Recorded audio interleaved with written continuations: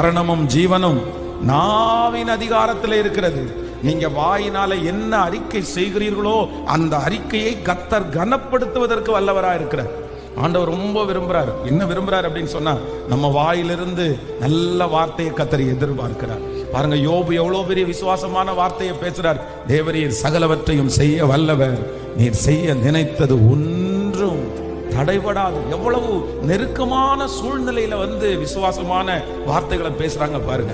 தேவனுடைய மனுஷன் வேலைக்காரனை பார்த்து சொல்றாரு, அவர்களோடு இருப்பவர்களை பார்க்கலும் நம்மோடு இருப்பவர்கள் சொல்லுங்க அதிகம் அதிகம். அதனால இன்னைக்கு உங்களுடைய சூழ்நிலை வித்தியாசமா இருக்கலாம், உங்களுடைய தேவைகள் ரொம்ப பெருசா இருக்கலாம். ஆனா நீங்க ஒண்ணு நல்லா தெரிஞ்சுக்குங்க, என் வாயிலிருந்து விசுவாசமான வார்த்தைகளையே நான் பேசுவேன்.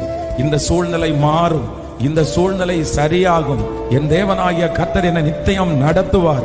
இந்த பிரச்சனையிலிருந்து